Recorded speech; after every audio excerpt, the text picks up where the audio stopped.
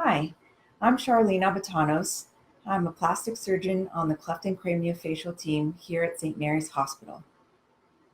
And my name is Frank Iuorno. I'm the orthodontist for the Cleft, Lip, and Palate team here at St. Mary's. What does cleft and craniofacial refer to? Cleft and craniofacial usually refers to a condition the patient might have, which they were born with. The cleft is usually involving the lip, but it can involve any other location on the face or head. And craniofacial is usually referring to the skull or the face and any condition that can involve those areas. What types of conditions do you treat? Our team will treat patients with cleft, lip, and palate, and various other craniofacial anomalies, including things like Apert syndrome, hemifacial microsomia, Treacher-Collins syndrome. The list goes on and on. But we limit our treatment to diseases of the craniofacial complex, head and neck. There are also some conditions called craniosynostosis that the team does treat, and some conditions called microtia, where the ears are affected as well. Those are mostly the types of common conditions that we see. What's the most common condition that you treat?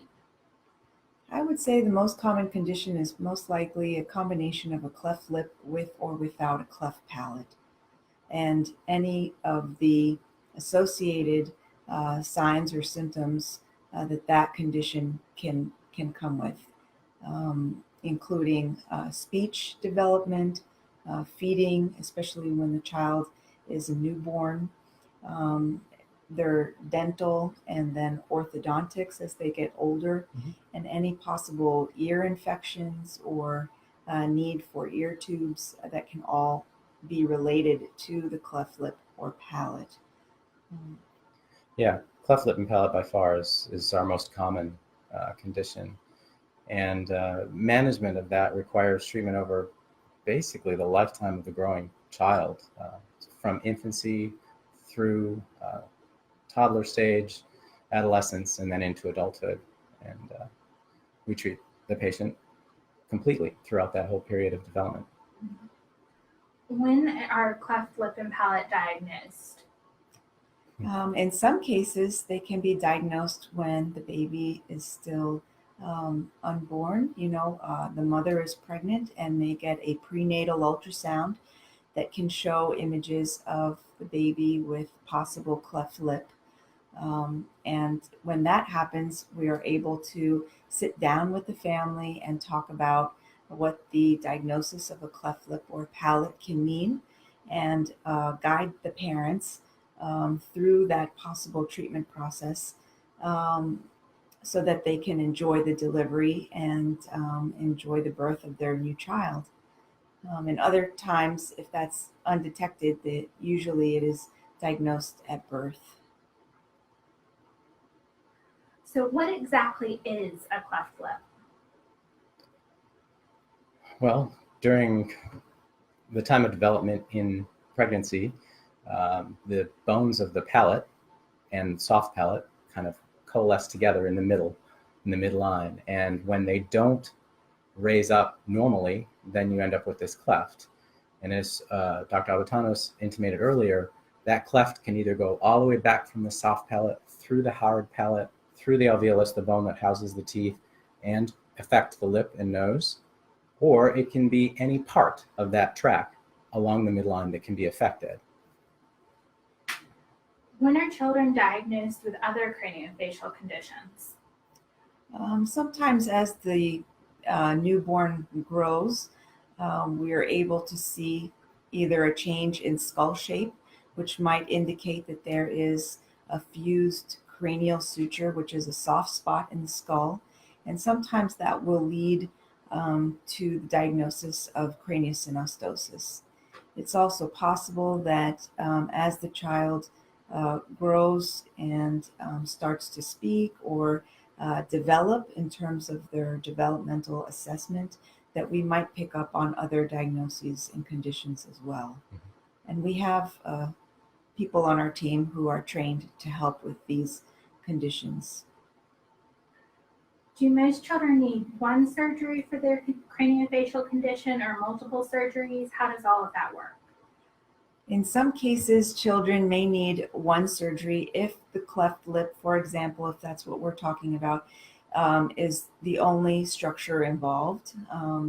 And it can be more than one surgery if the palate is involved or the gum line, or if there's a need for a dental surgery as well.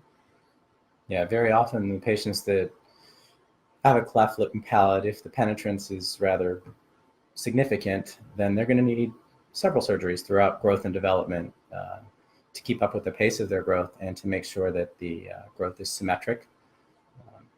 So it's not uncommon to have several surgeries throughout growth and development. And that's why actually management from a team perspective is so valuable for these patients, because a lot happens in that growth and development. As Sharline intimated earlier, as the infant develops, we pick up on developmental problems that you can't diagnose from an ultrasound or a CT scan necessarily. So you have to have team members readily available not only to make the diagnosis, but then again to treat the patient as they develop. So the team management is extremely important in patients with craniofacial syndromes. And in children with craniosynostosis, sometimes that is a one-time surgery that does happen, usually before they're 1 year of age. In children who have ear anomalies, that can be 1 to 3 surgeries. So it really does depend on the condition that we're treating. You mentioned the team being very important. What specialties does the team overall have? So our team is a fully accredited ACPA team that has, number one, a clinic coordinator. So she coordinates treatment for the patient among all the docs on the team. We have a speech therapist, orthodontist, myself, plastic surgeons, Dr.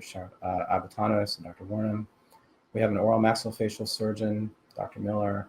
We have, help me out, A geneticist. Who is Dr. Humberson, and a psychologist as well, Dr. Bender, and a neurosurgeon, as Frank was saying, Dr. Ritter.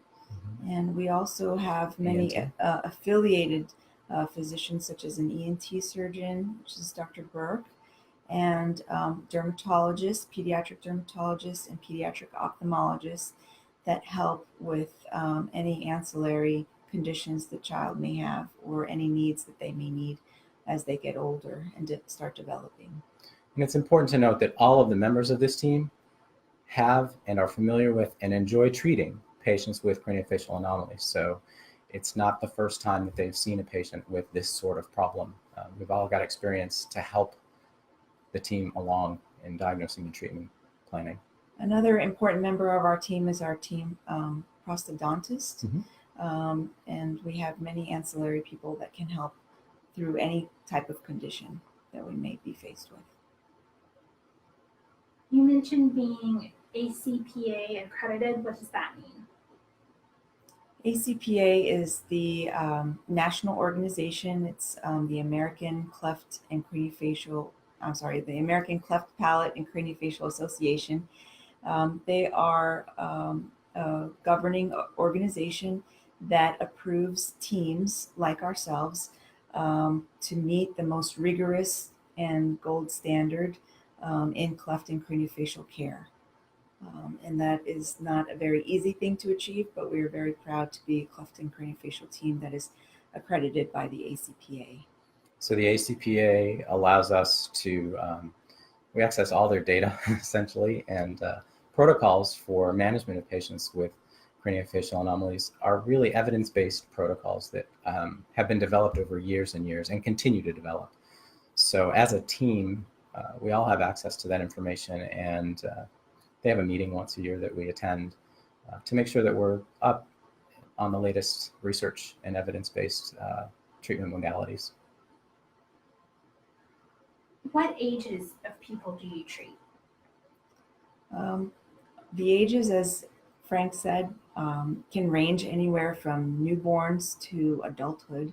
In particular, cleft lip repair is usually done at around 3 months of age. And then the palate may be repaired before the patient turns 1 year old. And then if the child needs any revision to their nasal area or the appearance of their nose, that can be any time at age 5 or after adolescence. So yeah, treatment planning for patients that have a rather complete penetrance of cleft lip and palate, they'll be treated periodically throughout growth and development. As Sharline said, the lip and the palate get closed rather young, and then as teeth develop, we start addressing the affected bone that houses the teeth with grafting, typically anywhere between 8 and 12 years old. And then we come back later after more growth has occurred in late adolescence to assess facial symmetry, asymmetry, and usually do another course of orthodontics and probably some orthognathic surgery to correct the way the teeth come together. And then after that, as Sharline said, any revision, plastic surgery that needs to happen either to the lip or the nose or the ears can be addressed. It's also not uncommon that we see adults who've had cleft lip and palate as children continue to need care through our team, even through adulthood, if there's anything that we can help to make their lives easier. In fact, our prosthodontists, we have adults that have been treated, but were treated 30 years ago. Right. And unfortunately, our treatment protocols weren't as good as they are now. And we didn't have all the tools that we have at this point. So some of our adult patients that were treated years ago can really benefit from our prosthodontist and our oral surgeon and some of the revision plastic surgery procedures that we can do now that we weren't able to do then to address their clefts in a way that, well, their kids can benefit from now, but they can also benefit from later in life. Is there anything else that you want to add and let people know about your team? The only thing I'd like to add is that July is Cleft and Craniofacial Month, and we'd like to spread awareness of that. And thank you for watching.